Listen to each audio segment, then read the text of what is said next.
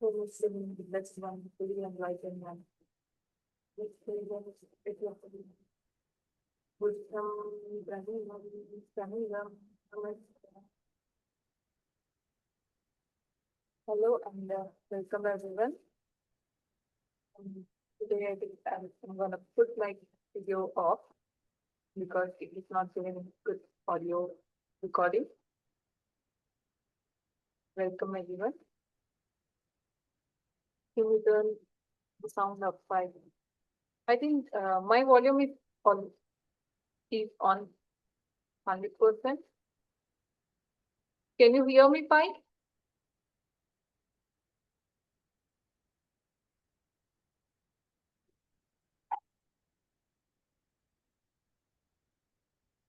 It's very quiet.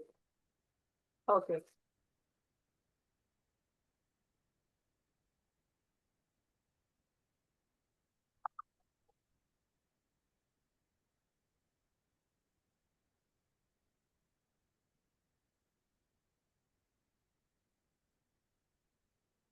Is it better with the webcam or just the computer audio?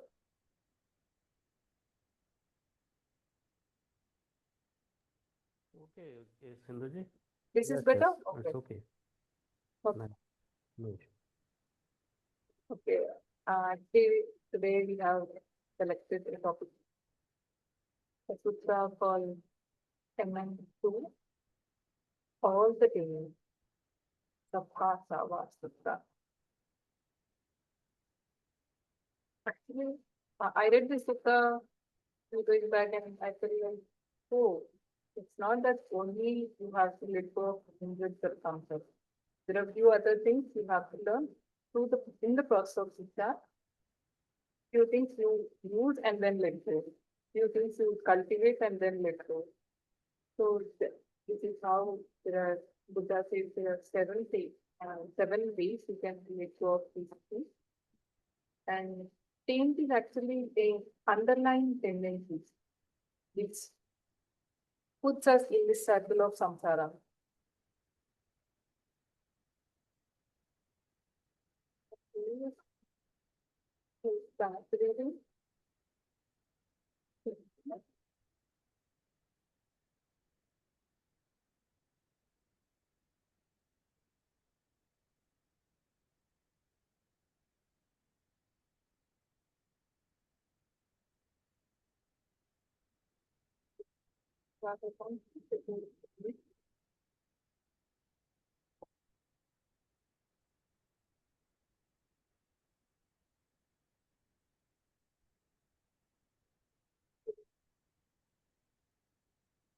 We'll go bit by bit. This is each and every part is having a lot of meaning. Second year the sutta, what it has flow. Second year the sutta. We start reading Majjhima Nikāya, middle and discourses, Sabbāsava, all the days. Thus have I heard. On one occasion, the blessed one was in Sabbāsava in Jeddah Guru. Anantindika's class. They, he addressed the bhikkhus. Bhikkhus, venerable sir, they replied. The blessed one said this. Bhikkhus, I shall teach you a discourse on the restraint of all the things. Listen and attend closely to what I shall say. Yes, venerable sir, the Bhikkhus replied. The blessed one said this. So here, when the Buddha was staying at Savatthi in the Grove and in the path, he said to the bhikkhus,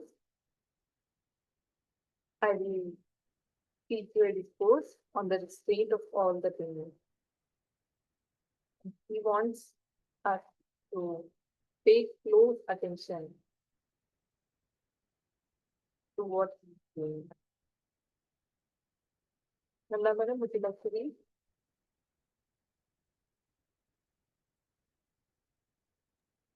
Summary. Because I say that the destruction of the taints is for one who knows and sees, not for one who not know and see. Who knows and sees what? Wise attention and wise, unwise attention. When one sees unwisely, unarisen taints arise and arisen taints increase. When one tends wisely, unrisen not arise and arisen taints are abundant, because there are taints that should be abundant by seeing. There are taints that should be abundant by restraining.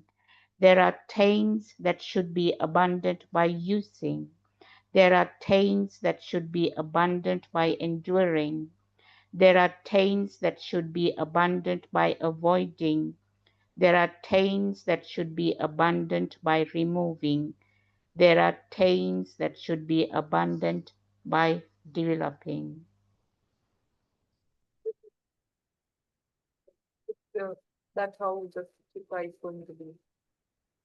So here the Buddha says, the taints or the destruction of the taint is for one who knows and sees, not for one who does not know and see. So it's actually part of right view, I feel so, because when you have understood this right is wrong or this harmonious is unharmonious, then only you can destroy the taint. And how do you know and see the destruction of the taint? It is by wise attention and unwise attention. And what are these two things do? When we are cultivating the wholesome with wise attention, we are paying enough attention and also cultivating the wholesome. We are aware of it. And unwise attention is you are not bothered about it at all. Either it's wholesome or unwholesome, you don't care.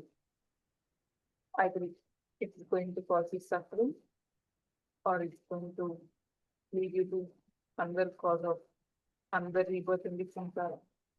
You don't pay attention to what are the actions that you are doing. So this is the wise attention and unwise attention. When one attains unwisely, unarising pains arise and arising pains increase. So when we are not mindful, what happens if there is unarising pain? It will arise. And again, the arising pain will increase because we are not mindful. We might have given attention to that unarising pain. And again, because of our attention, we feed upon it and it increases. When one attains wisely, unarising pains do not arise and arising pains are abandoned. The part of Eightfold Path that we are following through our meditation practice. When we have mindfulness, we have right effort, and also we have right view. So when we know that this is unarising pain of unwholesome, then we abandon it. So these unarising pains are abandoned when we have wise attention. This is regarding wise attention and unwise attention. And then the Buddha says there are pains that should be abandoned by seeing. There are pains that should be abandoned by restraining. There are pains that should be abandoned by using. There are pains that should be abandoned by enduring. There are pains that should be abandoned by avoiding. There are things that should be abandoned by removing. There are things that should be abandoned by developing. So the right effort that we are doing is actually part of noble principle path. And the way our practice goes, the all time practice, and one this is life is meditation and meditation is life. The practice of mindfulness that we are doing through mind actually covers whole of this, all of these 7 factors.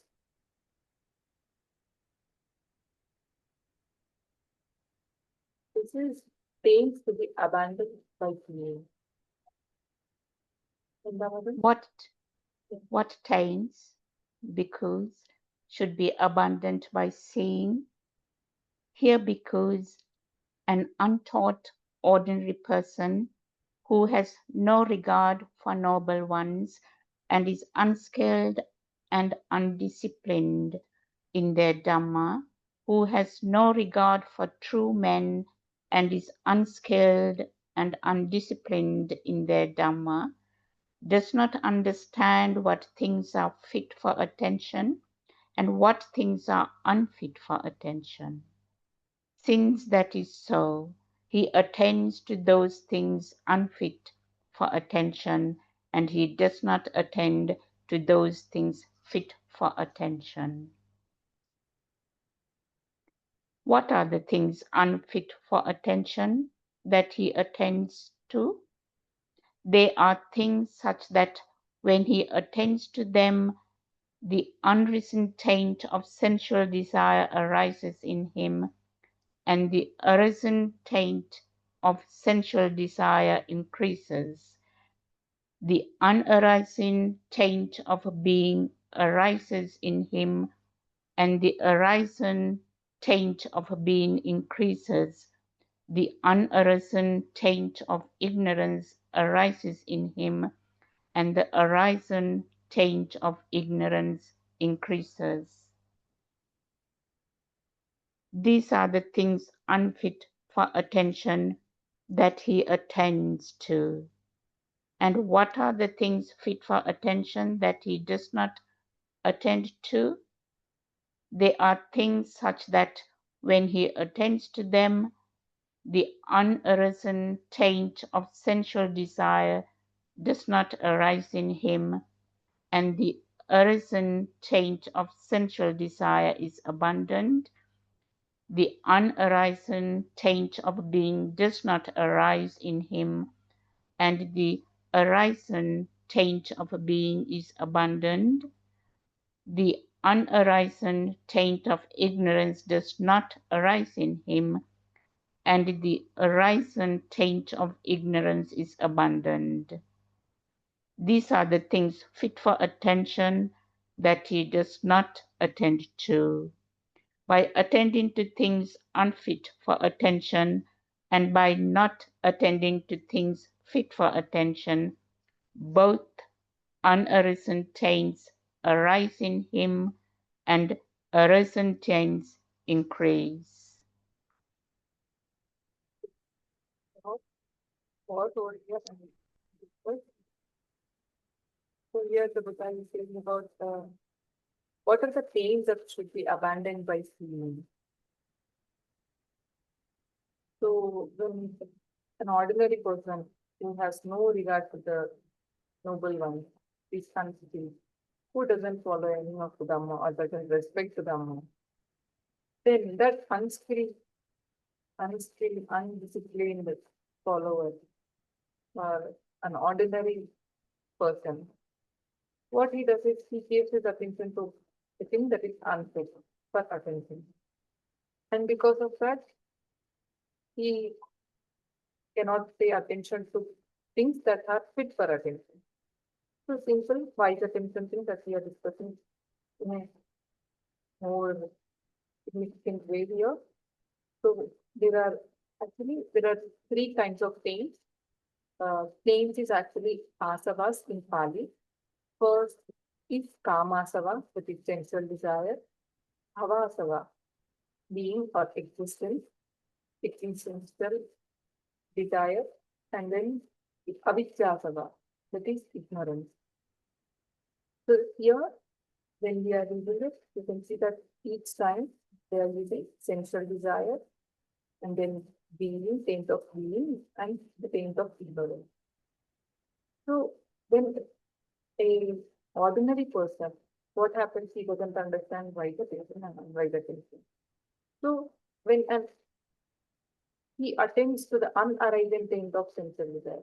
So that desire which has not attained, not yet come, so he'll give attention to it. Or when it arises, then again, because of his undue attention, the sensual desire increases. And unarising taint of the being, same thing. For him to be existing in some other place, or where will I go? All of these thoughts keep coming up. What will happen? From where I have come? So when the taint of being arises because of unwise attention, the taint of being increases. Similarly, the taint of ignorance arises in him, and because of this attention, it increases. And this is regarding the things that are unfit for attention, that he attends to. And what are the things fit for attention that he does not attend to?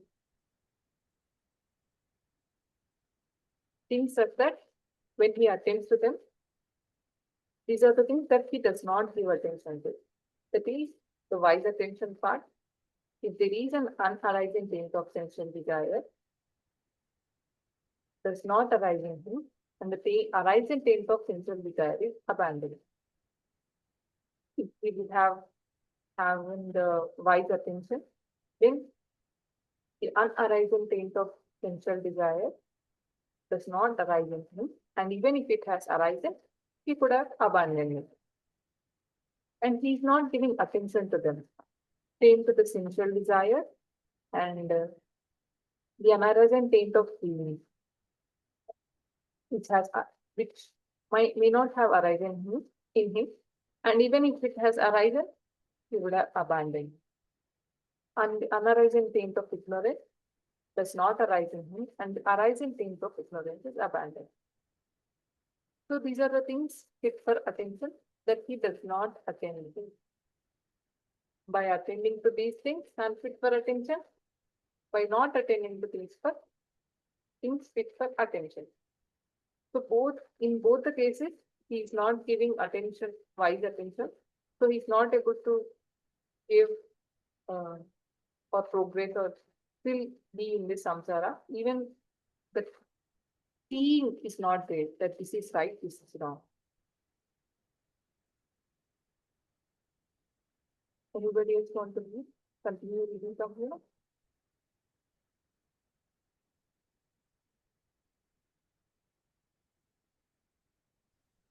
I can read. Yes, Thank you. Yeah. So I have to start from. This is how he attends unwisely. Am I clear and audible enough? Can you yes, hear me now? yeah. Okay. Was I in the past? Was I not in the past? Was I in the past? How was I in the past? Having been what? What did I become in the past? Shall I be in the future? Shall I not be in the future? What shall I be in the future? How shall I be in the future? Having been what? What shall I become in the future? Or else he is inwardly perplexed about the present thus. Am I? Am I not? What am I? How am I? Where has this being come from? Where will it go?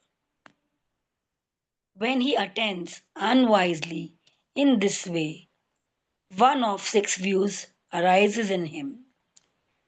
The view self exists for me arises in him as true and established, or the view no self exists for me arises in him as true and established, or the view I perceive self with self arises in him as true and established, or the view I perceive not self with self arises in him as true and established, or the view I perceive self with not self arises in him as true and established, or else he has some such view as this: is this self of mine that speaks and feels and experiences here and there the result of good and bad actions? But this self of mine is permanent, everlasting, eternal, not subject to change, and it will endure as long as eternity. This speculative view, bhikkhus, is called the thicket of views, the wilderness of views, the contortion of views, the vacillation of views, the fetter of views. Fetter by the fetter of views, the untaught ordinary person is not free from birth, aging, and death, from sorrow, lamentation, pain, grief, and despair.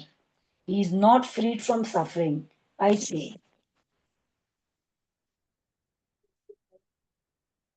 Interesting. Like this pretty much self-explanatory. This is how we might have been before we found the practice of the Dhamma. So we might have been thinking that, oh, who am I? What am I? I need to search my where will I be in the future? All of these things are actually unnecessary to really pay our attention. This unwise attention, the, the untaught ordinary disciple. That's how the mind keeps wandering in all of these things. Past, future, and then even in the present, like thinking, and paying unwise attention to them. And the view or the personality view that he's having, he can, that untaught or an ordinary person, because of his unwise attention, these kind of six views arise in him. Oh, I am the eternal one, or the self exists for me, and the no self exists for me. And I think all of these self views are not needed because everybody here on the phone is practicing and they know what the Buddha has taught that there's no permanent everlasting self that's going to be. And even the practice of non-self that we are practicing is really, I think it's not much needed for the attention given right now. And anybody else like to continue? Maybe Chaya, you can continue this part as well. Okay. So, um, Yeah. yeah. Bhikkhus, a well taught noble disciple who has regard for noble ones and is skilled in their Dhamma, who has regard for true men and is skilled and disciplined in their Dhamma, understands what things are fit for attention and what things are unfit for attentions. Since that is so, he does not attend to those things unfit for attention and he attends to those things fit for attention. What are the things unfit for attention that he does not attend to? They are the things such that when he attends to them, the unarisen taint of sensual desire arises in him, and the arisen taint of ignorance increases. These are the things unfit for attention that he does not attend to. And what are the things fit for attention that he attends to? They are things such that when he attends to them, the unarisen taint of sensual desire does not arise in him, and the arisen taint of ignorance is abandoned. These are the things fit for attention that he attends to. by not attending to things unfit for attention, and by attending to things fit for attention. Unarisen taints do not arise in him, and arisen taints are abandoned.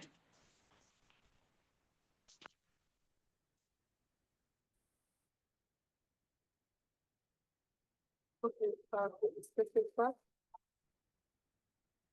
So now, till now we have read regarding the untaught ordinary person. Now we are talking about the noble disciple, a well-taught noble disciple who has respect for the Dhamma, follows the Dhamma, path of the Dhamma, and who understands wise attention, and who understands what are the things that are fit for attention, what are the things that are unfit for attention. And here the Buddha says, so there are three kinds of things that here the Buddha is talking about: sensual desire, being, and ignorance. And when he attains to them, when he is giving wise attention to them, that is an unarising taint of sensual desire that has arisen. Okay, this is unarising. So when he is aware that this is not there, the hindrance is not there, then the unarising taint of sensual desire increases. That means he knows because of that continuous attention, wise attention, the sensual desire is not coming into existence. Same way, the unarising taint of being, wanting to be there, wanting to be in that world, or not wanting to be in this world. Same way, if there is something like that, unarising taint of being, he is aware that this is not there, and then because of that wise attention, he knows that cannot come again, and that cannot increase. Similarly, the ignorance, the unarising taint of ignorance arises in him, and then the arising taint of ignorance increases. And these are the things unfit for attention that he does not attend to. He knows that these are the things, if I give, even if it has courage, come a little bit, and his mindfulness, then he abandons it immediately. If he has given attention, then definitely it keeps on increasing. And Bhante says, we give the attention, then only the thoughts, a single thought becomes whole story. So actually, it's our attention that our thoughts feed upon. That's why our attention is very important. And even in our own practice, what are we doing? If we are not mindful, we know that, oh, this thought has come, and if we pay attention to it, that thought becomes into whole mental proliferation or clinginess. And if we immediately recognize it, use the right effort, let it go, abandon it, and then come back, wholesome, with wise attention. Then every time we are bringing it back. So when here it is talking about a well-taught noble disciple, that means he was at least attained Sotapanna, I guess, and is skilled in their practice of the Dhamma. Means they know very well regarding their mind's attention, regarding the practice, regarding the Dhamma. And then these are the things that are unfit for attention that he does not attend to. He knows even if a slight attention is given to all of these things, they keep increasing. And what are the things that he attends to them? When he attends to them, that are abandoned.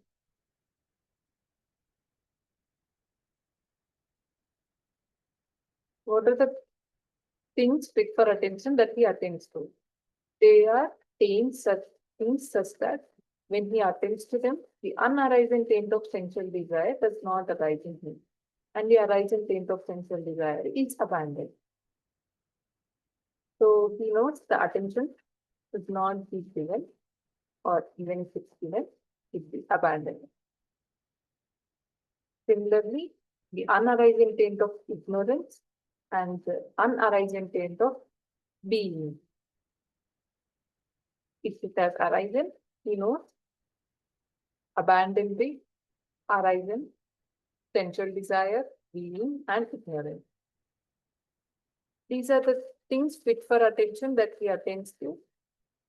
By not attending to things unfit for attention, and by attending to things fit for attention, unarising things does not arise in him, and arising things are abandoned. Actually, all these things in words and explanation, it feels little complicated, but actually, it's all about the wise attention. Every time we are doing that, what we are doing is, now we know thought has come, we let it go, bring back.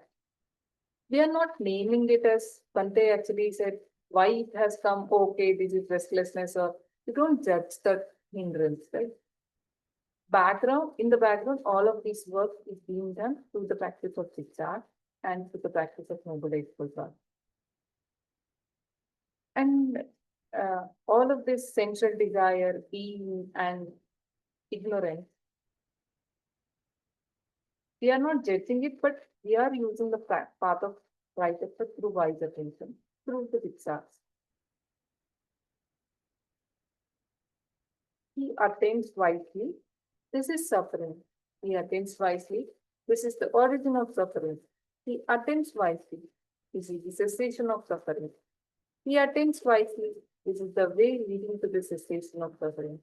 When he attains wisely in this way, three fetters are abandoned in him: personality view, doubt, and adherences to rules and observances. These are called the things that should be abandoned by seeing. So here, understanding of the Four Noble Truths as well. And when we completely understand it, then the first three fetters are destroyed. Is the personality view that there is something called I that is permanent, everlasting. And the doubt in the path of Buddha, Dhamma, and Sangha, and adherences to rules and observances. Okay, you chant this many times, or you do this, and then you become enlightened or come out of this suffering. False belief in this rights and reciprocity. So, this is talking about the person who is a Sotapanna, first stage of awakening, and that the noble disciple that Buddha is talking about. These are called the things that should be abandoned by seeing. So we can see that this is the sensual desire that is arising.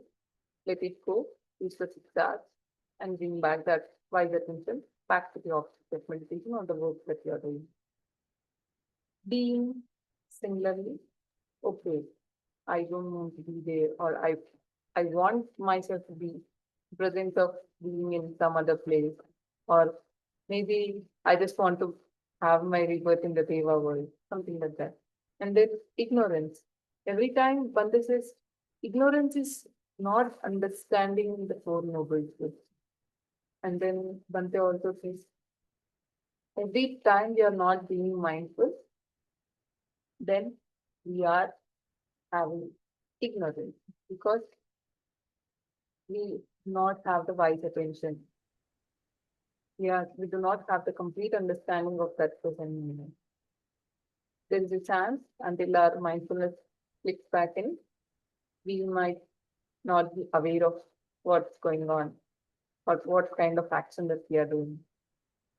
So we need to keep things in these aspects, that is letting go by seeing the sensual desire. This is abandoning by seeing sensual desire, being, and ignorance. And then the second one is taints to be abandoned by restraining. Okay, next words can be maybe Milind, can you read? Yeah. 1 minute, please. Actually, Milind is coming up as an online retreat guide, and next week, maybe this Sunday, we have Milling's talk as well. You can join. And he's actually been a long time practitioner of film. He joins in every Sunday on morning 8 o'clock evening. And we are happy to welcome you, Megan. Thank you, Sindhuji. Tends to be abandoned by restraining.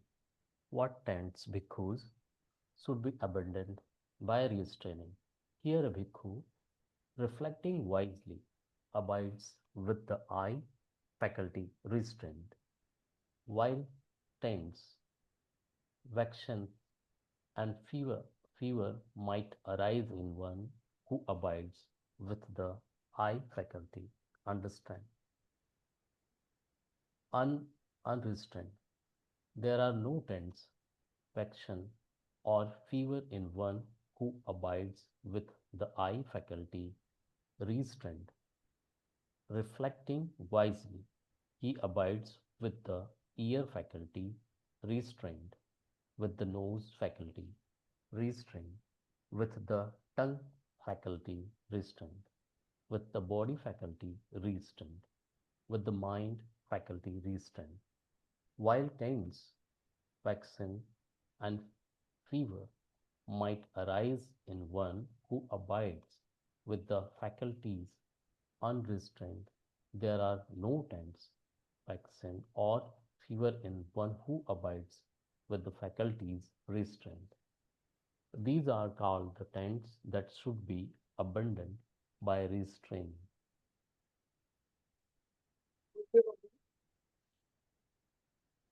Sindhuji, explain it. Yeah.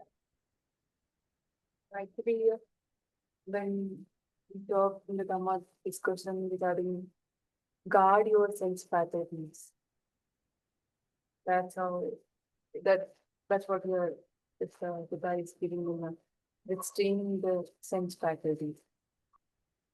And what things should be abandoned by restraining? So here a student reflects wisely, abides with the eye faculty restrained. While pains, fixation, fever might arise in one who abides with the eye faculty unrestrained. So what happens when we are not restraining our eye faculty or any of the five senses? In the seeing, we want more of that seeing if it is pleasant. And if it's unpleasant, we don't want any of that picture to be shown. Same way, if we are listening to music, something that's peaceful or pleasant, and we cling for it, we want more of it. And if the noise is loud and you are not used to loud voice, you might don't want to listen to the loud noises. Similarly, with all of the rest of the sense faculties. And if there are no things, if we are guarding the sense faculty, we are not, if the sensual desire for that eye faculty is not there, then the fixation or the wanting or the fever, we don't want it anymore. All of these things regarding the eye faculty doesn't come up when we guard them. Similarly, with the ear faculty, we have to restrain it. If it's unrestrained, our mind will cling to it or cling it in wanting or not wanting, or I don't care, not giving attention at all. Similarly, with tongue, taste, we want more of it, don't want it to and don't like it, or this doesn't care about the taste of food, it should be healthy. In that way, it can be. And then the body faculty, the tactile objects or the sensation, wanting, not wanting, or doesn't bother about it. The mind faculty, the thoughts. Okay, now I have a pleasant thought. Let me give my attention to it. Let me cultivate this. And you keep thinking about something that you create a big story in your mind. So all these things, you have to restrain the faculties, restraining the 6 senses. And when you are restraining, then there are no things. There is no vexation. There is no fever. In one who abides with these faculties restrained, disregarding the guarding the senses. Part of mindfulness, and again you have to have right will, right mindfulness, and the right effort continuously going on. And then the taints to be abandoned by using. That's not your can you read? I'm not well. My sound is not that. Okay, please take it. Paul, can you read? I know why doesn't have a microphone maybe. Gopinath sir, Right. it's okay with you?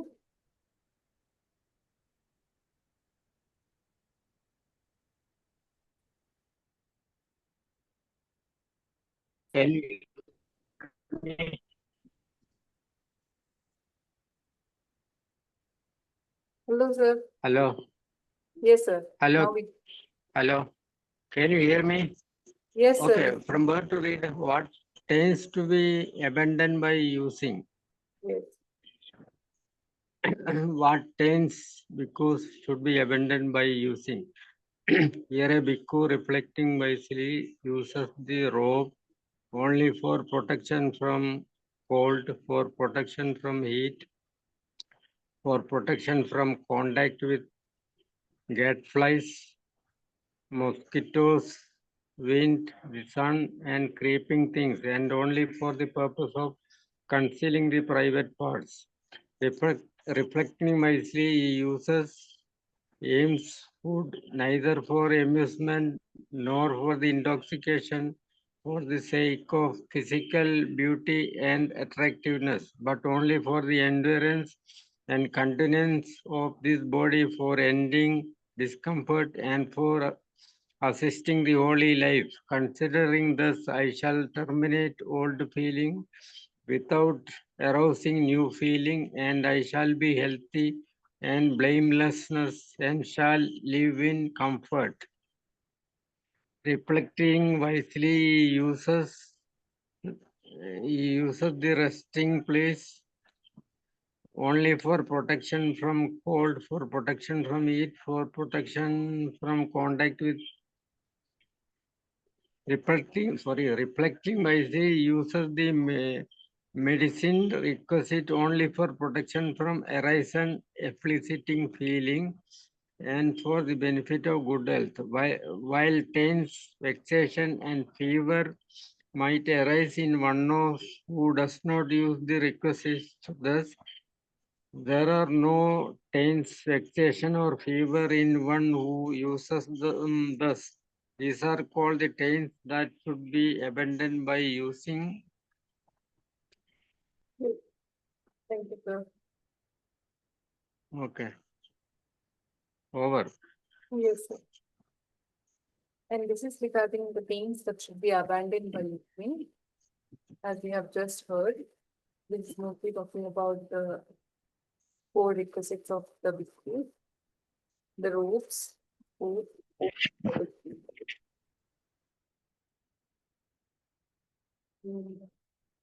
the alms spout. Here we can see that it's also talking about a clinging to the things that we are using. Even in our daily life as a lay disciple, we can see that there are a lot of things that we keep using it and start clinging to wanting that thing again and again. And then we end up suffering if it's not there. So we can keep this in our practice by abandoning by using. We are using it only for the purpose of ending the discomfort. And then, even though we are using it, we are not clinging to it. So here also we can see the 6 R's part. Every time we cling to wanting something, we can that we are using, use the six R's. If it's not there, how would the state of the mind would be? It could have been restless. Accordingly, we can use the six R's, the practice of right effort. For that to happen, actually, we need to have wise attention, we need to have right view, we need to have right mindfulness, and then only we can practice the right effort, six R's. Taints to be abandoned by enduring. Nanda madam, would you like to read? What taints bhikkhus should ye abandon by enduring? Here a bhikkhu, reflecting wisely, bears cold and heat, hunger and thirst, and contact with gadflies, mosquitoes, wind, the sun, and creeping things. He endures ill-spoken, unwelcome words, and arisen bodily feelings that are painful, breaking, sharp, piercing, disagreeable, distressing, and menacing to life. While taints, vexation, and fervor might arise in one who does not endure such things, there are no taints, vexation, or fervor in one who endures them. These are called the taints that should be abandoned by enduring.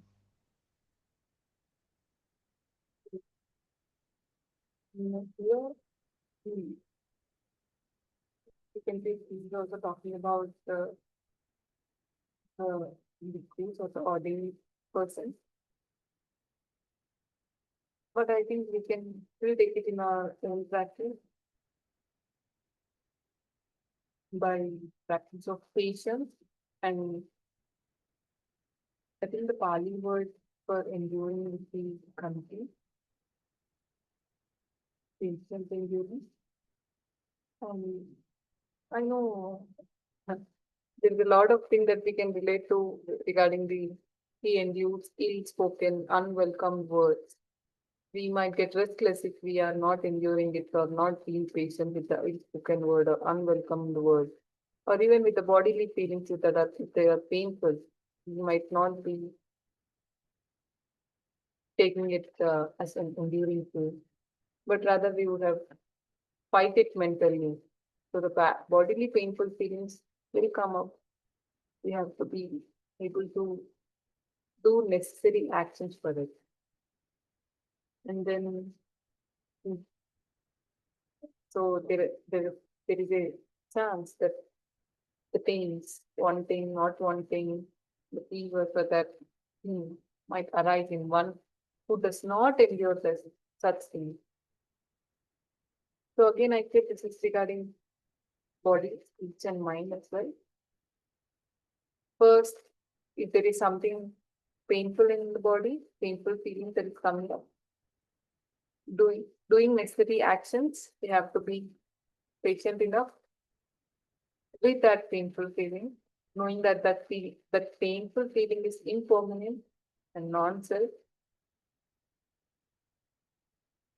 And regarding the verbal actions, if there is ill-spoken words from others, then we have to be patient enough, know that they are causing themselves suffering, not adding on to that suffering, being silent, knowing that the other person is in pain, you can be compassionate towards them. And the mental painful feeling of adding upon mental proliferation, we can still keep using the abandoning by enduring.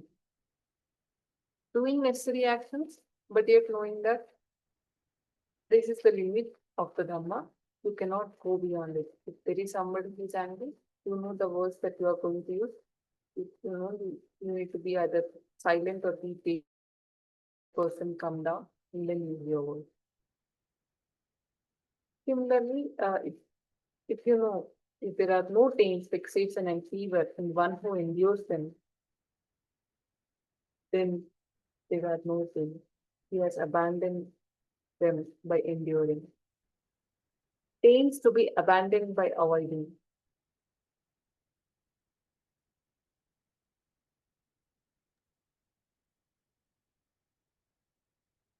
Yes, What Namaste. taints bhikkhus should be abandoned by avoiding? Here a bhikkhu reflecting wisely avoids a wild elephant, a wild horse, a wild bull, a wild dog, a snake, a stump, a bramble patch, a chasm, a cliff, a cesspit, a sewer.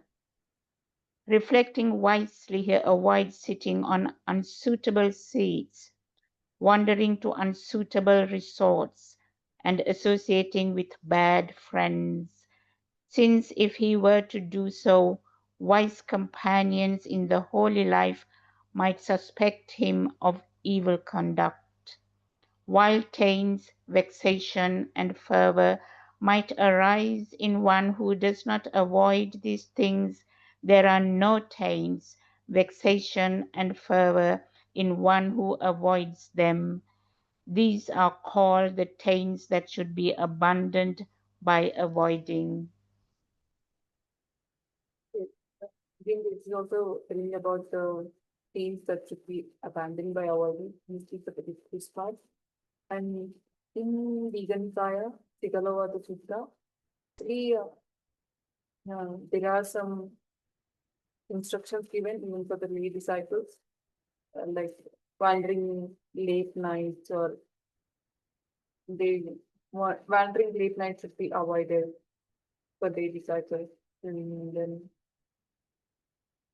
bad friendship or associating with the bad friendship, even the other person might consider you to be regarding the same bad friend circles. You also become bad. So there are a few things that we can actually avoid in our daily practice of the Dhamma, like avoiding unnecessary attention to social media or Bante says, avoid reading newspaper. And the person actually, individual person have different attention. So you know very well that what are the things that we avoided.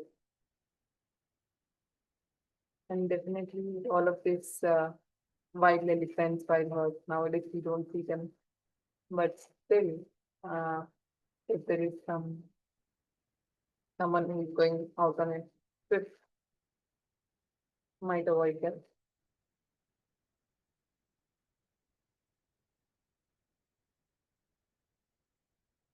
Traveling late nights should also be avoided. Actually, Buddha asked us to avoid late, late night having food should also be avoided. In that sutta, Buddha has mentioned it. Let's still continue. Taints to be abandoned by removal. What taints bhikkhu should be abandoned by removing? Here a bhikkhu reflecting wisely does not tolerate an arisen thought of sensual desire. He abandons it, removes it, does away with it, and annihilates it. He does not tolerate an arisen thought of ill will. He does not tolerate an arisen thought of cruelty. He does not tolerate arisen evil, unwholesome states. He abandons them, removes them, does away with them, and annihilates them. While taints, vexation, and fervor might arise in one who does not remove these thoughts, there are no taints, vexation, or fervor in one who removes them. These are called the taints that should be abandoned by removing. Well, here it's talking about the abandoning by removal. So all these things that we are discussing, somehow they are being classified into 5 hindrances: sensual desire, greed, sloth and torpor, restlessness, perplexity, and doubt. And among them, here, talking about abandoning or removing sensual desire and evil and cruelty. And these are the things that should be abandoned by removing. And here the usage of words. It does not tolerate any arising thought of sensual desire. So it does not tolerate at all. It's like you are on fire and then immediate action is to pour water on your face. Like that, the toleration not be there. You should be very careful regarding the arising of sensual desire. And he abandons it, removes it, does away with it, six are it immediately.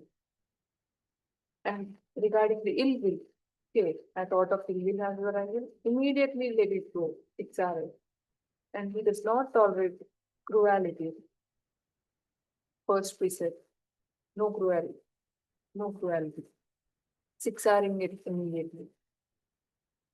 He does not tolerate arising even unwholesome states. He abandons them. These are the six arts. Let them go. So we are learning something that we have let go through seeing, through removing, through using, and by avoiding. So these are the few things that we are learning here. Of course, there is part of six are happening in each and every of type of taints that should be abandoned. So I think 6R has been playing a vital role in helping us through all of this taints, abandoning of these taints. And complete 6R, like proper letting go, is given here. Abandons them, removes them, does away with them, and annihilates them. These are the things that should be abandoned by removing them. And taints to be abandoned by developing. What taints bhikkhu should be abandoned by developing? Here, a bhikkhu, restricting wisely, develops the mindfulness enlightenment factor, which is supported by seclusion, distraction, and cessation, and ripens in relinquishment. He develops investigation of states enlightenment factor, the energy enlightenment factor, the rapture enlightenment factor, tranquility enlightenment factor, concentration enlightenment factor, the equanimity enlightenment factor, which is supported by seclusion, dispassion, and cessation, and ripens in relinquishment, while taints, vexation, and favor might arise in one who does not develop these enlightenment factors. There are no taints, vexation, or fever in one who develops them. These are all the taints that should be abandoned by developing. So here, there are the few things that should be abandoned by developing it. So we are cultivating them, yet we have to let them go. And these are the 7 enlightenment factors that should be developed and then abandoned. The first enlightenment factor, mindfulness, very key factor in our practice. And then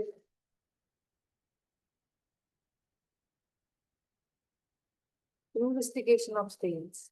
Without this investigation of state, we cannot know what state we are in. Did we actually 6R, or are we still in the hindrance? And then the energy enlightenment factor. While we are practicing, we know if we are putting a lot of effort into our practice, the restlessness comes in. Or if we are not giving enough effort, not putting much energy, then there is sloth and torpor coming up. So we have to learn the balance of the energy enlightenment factor. Then the rapture enlightenment factor through smile, through metta, through staying with the object of meditation. there is rapture or joy coming up in our practice. And we have to develop it. And then through practice, what happens is when you get enlightened, that even that development should be abandoned. And tranquility enlightenment factor. The mind becomes peaceful, and then to balance, that balance of mind should be cultivated, should be developed. And the collectiveness enlightenment factor, the equanimity enlightenment factor, all of these factors be developed, which is supported by seclusion.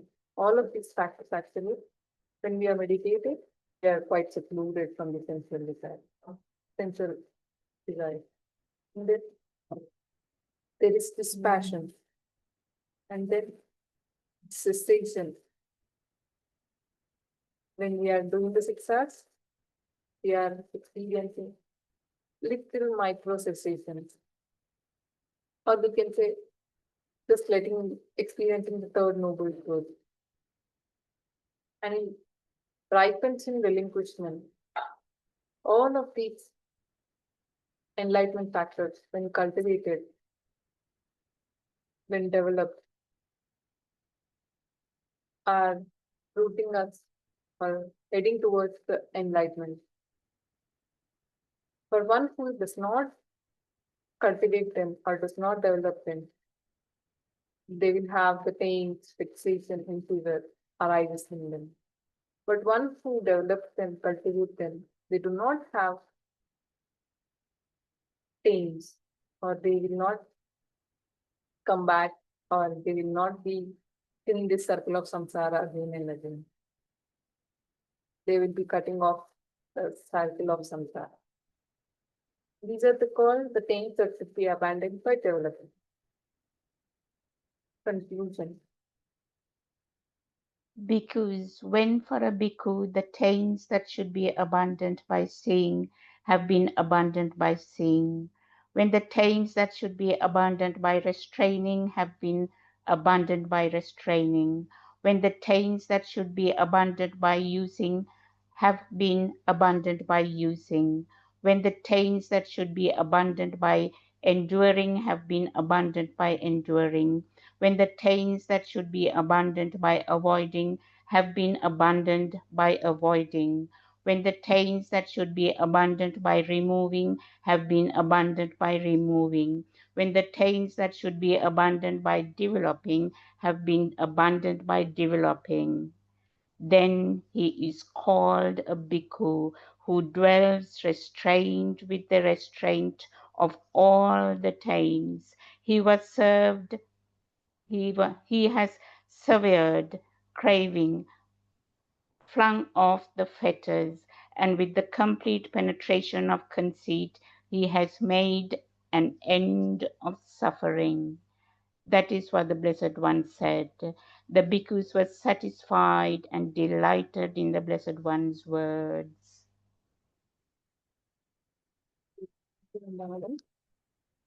So here in the conclusion, we can see the Buddha is actually giving instructions to the bhikkhu, summarizing the whole Sutta. When a student or a bhikkhu has abandoned by seeing, have been abandoned by seeing, who has let go of the taints that should be abandoned by seeing. And then when the taints that should be abandoned by restraining have been abandoned by restraining the senses. And then when the taints that should be abandoned by using have been abandoned by using, daily things that we use and not being to them. When the taints that should be abandoned by enduring have been abandoned by enduring. Have being patient with the bodily actions of others or the verbal actions of the other, even the bodily painful feeling, being patient towards them. When the taints that should be abandoned by avoiding have been abandoned by avoiding. avoiding the bad friendship, avoiding going outside of the proper time. When the taint that should be abandoned by removing has been abandoned by removing. Removing the hindrances, removing the sensual desire, ill will, cruelty. When the taint that should be abandoned by developing has been abandoned by developing. Developing this enlightenment factors. Then when you do all of these things, then that bhikkhu is called who dwells the restraint with the restraint of all the things. Then that person is cut off the craving, flung off the fetters, all of the links have been destroyed. With the complete penetration of conceit, he has made an end of suffering, that means he has become an arhat. That's what the blessed one said. The bhikkhus were satisfied and delighted in the blessed one's words.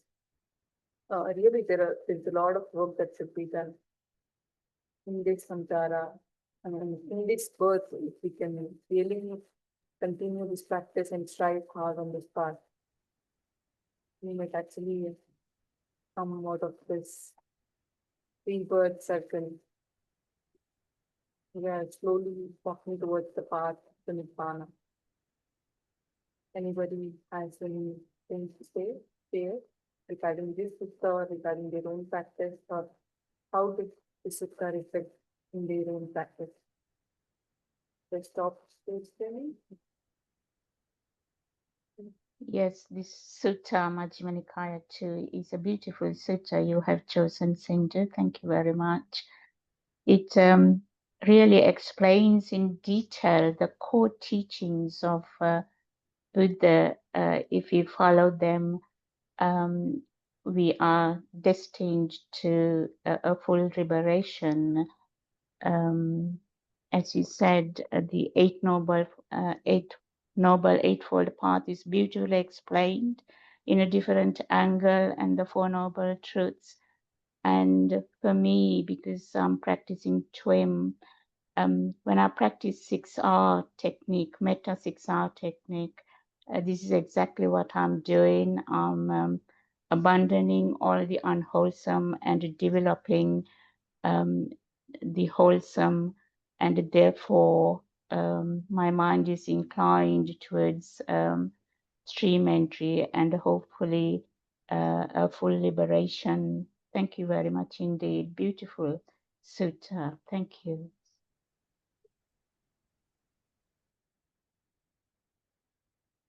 Thank you, Guru. Sayadaji, do you want to add your perspective, your views?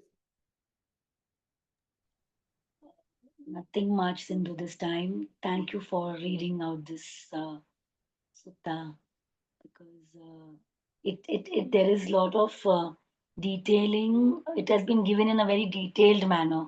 So what I understood from this was that not just to have an upper overview, but look deeper within. There are unseen parts of ourselves, and that's where ignorance is. So the more we reflect and stay with the practice, we will be able to seek our attention in the right this in the wholesome states.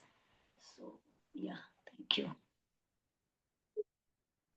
This is, I want to say something.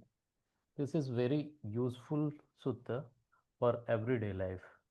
While we are thinking a lot, or while doing a job or any kind of things, the lot of thoughts arises in our mind, and our important practice is the right effort we are using on daily basis. So the mindfulness will be enhanced day by day. So that's why I also choose this sutta to start from explaining it. And I search for when the Bhante says about this sutta, and I choose that one, and I tried to summarize that one, and with the help of AI these days, so I transcript that particular sutta. That will be, I will explain on this upcoming Sunday. So then also that will be helpful for us, and reinforce our thinking pattern also, to divert unwholesome to wholesome. So this is very beneficial, I think so. That's it. Thank you. Thank you. I actually wanted to do something like that, like read the same sutta now, Yes.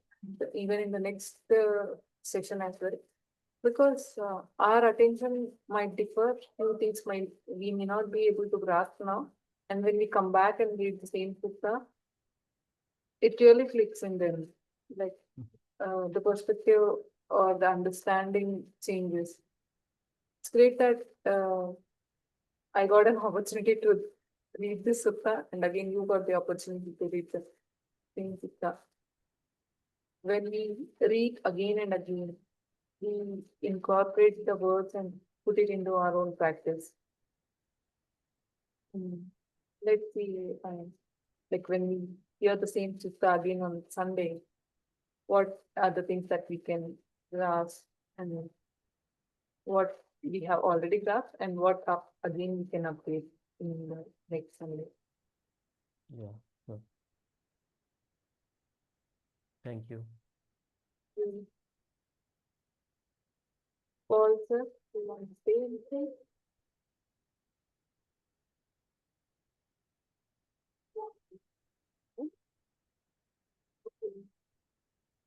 Can we share the merits?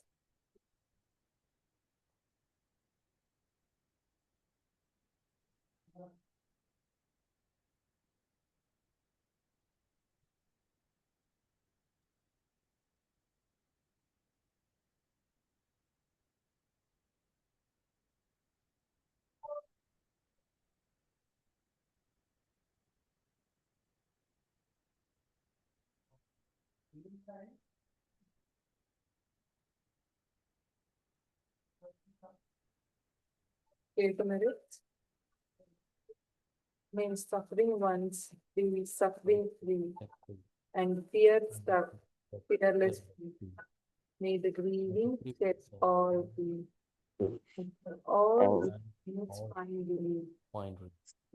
May all beings Share that we have thus acquired the acquisition addition all of all kinds kinds of happiness. Happiness. May be of beings habiting and Space. space on earth Nibbāna and us power. of my Yet power. Yeah. Share these merits of ours. we belong No, okay. at distances. Practice. Some So, so,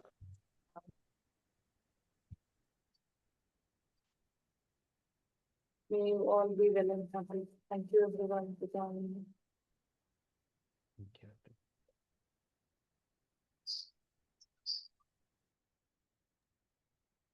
Thank you so much, Sindhu. Thank you.